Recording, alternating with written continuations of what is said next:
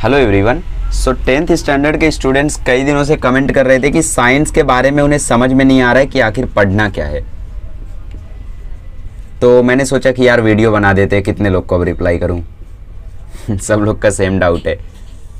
तो देखो, साइंस की अगर हम लोग बात करें, सो पहली बात तो आप लोगों को ये नॉलेज होना चाहिए कि पेपर में साइंस के कैसे क्वेश्चंस आते हैं, कैसा पैटर्न रहता है, किस टाइप के क्वेश्चंस आते हैं, ये सब आपको पता रहना चाहिए। ठीक है। जैसे कुछ स्टूडेंट्स बोल रहे थे कि उनके क्लासेस में ऐसा बोला जा रहा है कि वो आंसर्स याद कर लें जो भी एक्स्ट्रा दिए रहते हैं, मास्टर की में, टारगेट में, नॉनित में, जहाँ पे भी एक्स्ट्रा क्वेश्चंस जो दिए रहते हैं उन्हें याद कर लें, ऐसा बोला जा रहा है। पर देखो, मैं आपको एक चीज़ बता दूं कि बोर्ड की तरफ से अगर कुछ दिया गया है तो वो है टेक्स्ट बुक, ना कि कोई डाइजेस्ट। ठीक है। तो अगर आप सिर्फ टेक्स्ट बुक पढ़ते हो तो वो मोर देन इनफ है, डाइजेस्ट की ज़रूरत ही नहीं है आपको। मैंने खुद 11th में कोई भी डाइजेस्ट यूज़ नहीं की। ठीक है। कोई ज़रूरत नहीं पड़ती है आपको डाइजेस्ट की, बिकॉज आगे चल के आप जैसे जैसे ग्रो करते हो, जैसे जैसे आप बड़े होते हो, वैसे वैसे आपको रट्टा मारने की चीज़ें, रट्टा मारने का जो आदत है उसको छोड़ना पड़ता है। ठीक है। सो जितना जल्दी आप छोड़ दो उतना बेहतर है। अब देखो, मैंने क्या बोला, मैंने बोला आपको टेक्स्ट बुक पढ़ना चाहिए, तो इसको कुछ लोग उल्टी तरीके से ले रहे हैं। मतलब यार टेक्स्ट बुक में ही मैं कितना पढ़ते रहूँ, ऐसा सोच रहे कुछ लोग। नहीं, मैं जो बोलता हूँ कि टेक्स्ट बुक को पढ़ो, डाइजेस्ट पे ध्यान मत दो, उसको आप लोग गलत तरीके से समझ रहे हो। आप क्या सोच रहे हो कि यार चैप्टर समझ गया, बस इतना ही इन्होंने बोला कि मतलब चैप्टर समझ गया, अब जाने दो कुछ, अब कुछ पढ़ने की ज़रूरत नहीं है। मैंने ऐसा नहीं बोला। उसकी डीप मीनिंग है जो कि आप लोग नहीं समझ पा रहे हो अच्छे से। देखो, सबसे पहले अगर आप पेपर पैटर्न चेक करोगे, साइंस का पेपर पैटर्न मुझे अब ठीक से तो याद नहीं है, बट जहाँ तक मुझे लगता है पहले 10 में से 5 MCQ रहते हैं और फिर 5 में ऑब्जेक्टिव टाइप क्वेश्चंस रहते हैं। ऑड मैन आउट हो सकता है, ट्रू फॉल्स हो सकता है, ट्रू फॉल्स तो फिक्स है ना, मैच द कॉलम हो सकता है, इंटर रिलेशन हो सकता है, ऐसे क्वेश्चंस हो सकते हैं 5 में, और ये 5 MCQ रहते हैं। ठीक है। सो MCQ में आप लोग जानते हो कि क्वेश्चन कभी भी डाइजेस्ट से नहीं आएगा, हमेशा टेक्स्ट बुक से आएगा, तो आपको टेक्स्ट बुक रीडिंग की हैबिट होनी चाहिए। ठीक है। फिर अगला जो होता है वो होता है गिव रीज़न, 4 मार्क्स का होता है, जिसमें से 6 मार्क्स का दिया रहता है, जिसमें से 4 मार्क्स का आपको लिखना रहता है। मतलब 3 दिया रहता है और 2 आपको लिखना रहता है। इसमें से एक गिव रीज़न आपकी टेक्स्ट बुक का होगा, इसीलिए टेक्स्ट बुक से तो गिव रीज़न आपको याद करना ही है। एक गिव रीज़न आपका यहाँ वहाँ से होगा, जैसे मतलब odd, can you tell, use your brain power, ऐसे क्वेश्चन होते हैं ना। हालांकि वो रिड्यूस्ड हैं, बताने मत लगना मुझे पता है रिड्यूस्ड है, बट रिलेटेड टाइप में आ सकते, बिकॉज 2 बोर्ड एग्जाम हुआ, 2 ही हुआ ना, दोनों में आए थे, वहीं से आए थे गिव रीजंस। ठीक है। और एक पता नहीं कहाँ से आता है, छोड़ो उसको। फिर 6 मार्क्स का आगे 5 क्वेश्चन देंगे, 3 क्वेश्चन करना रहेगा, जिसमें से 2 क्वेश्चन वेब टाइप करेगा। अब वेब टाइप में मतलब वो ट्री डायग्राम बना के आपसे पूछ लेंगे कि यार ऐसा प्रोसेस है, इसमें कौन कौन सी चीज़ें इन्वॉल्व रहती है, ट्री डायग्राम के फॉर्म में, जिसमें से चांसेस है कि एक क्वेश्चन आपको टेक्स्ट बुक से आ जाए, साइंस 2 के। ठीक। साइंस 1 साइंस 2 में अलग नहीं बोल रहा हूँ, यहाँ पे मैं सेम बात कर रहा हूँ, दोनों की एक ही बात कर रहा हूँ, पैटर्न भी सेम है। फिर 15 मार्क्स का क्वेश्चन आता है, जिसमें से 8 में से आपको 5 करना रहता है, 3 आप छोड़ सकते हो। अब ये 5 में 4 क्वेश्चंस तो काफ़ी इजी मिल जाएंगे, जो पढ़ने लिखने में थोड़ा अच्छा होगा, नॉर्मल होगा, उसको 4 क्वेश्चन इजीली हो जाएगा सॉल्व। बाकी जो 4 क्वेश्चन होंगे ना, वो बहुत ज़्यादा ट्रिकी होंगे।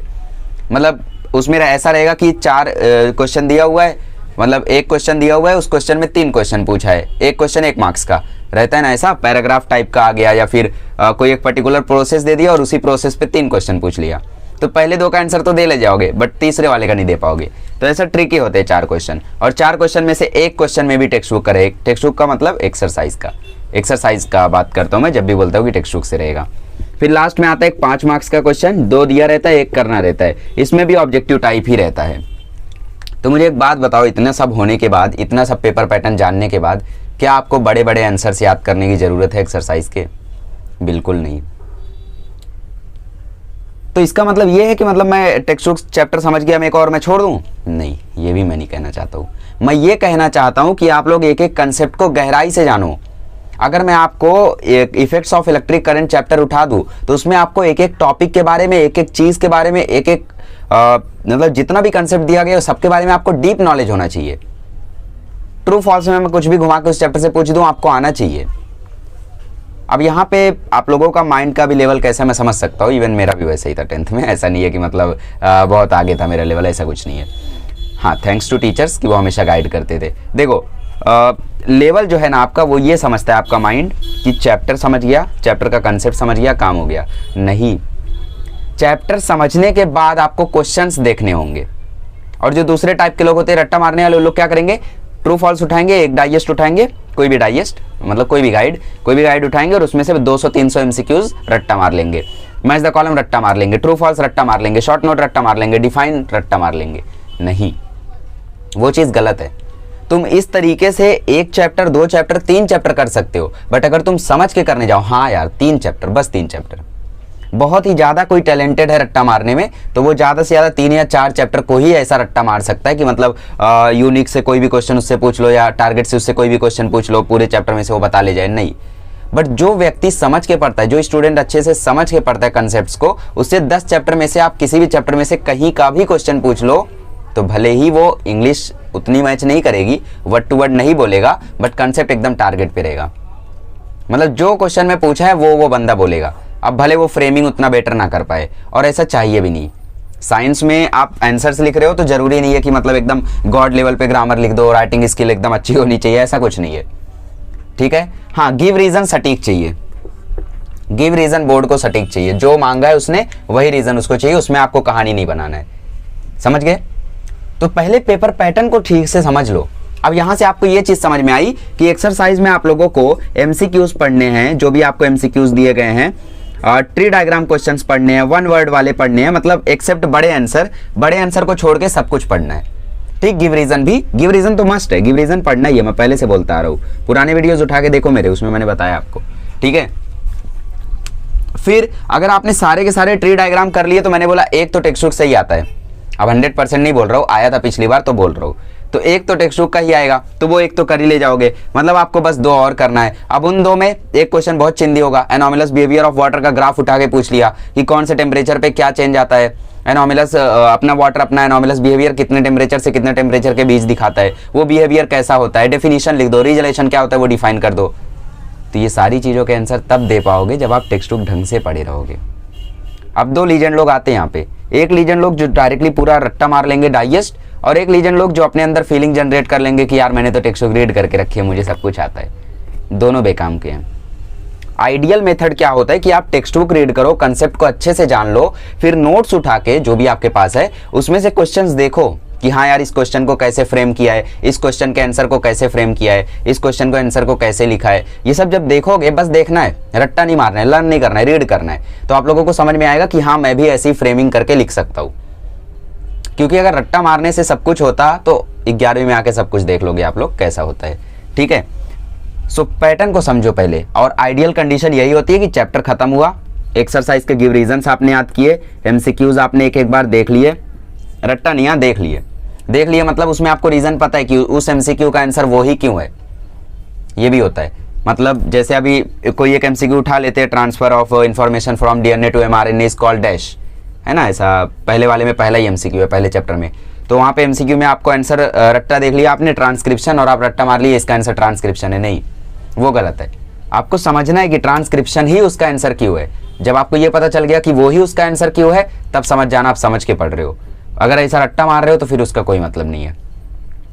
ठीक है, तो एमसीक्यू उसको इस तरीके से याद करना है, ऐसा नहीं है मतलब वो आया तो ये लिख देंगे, वो आया तो ये लिख देंगे, नहीं, वो बचपना नहीं चलेगा अब।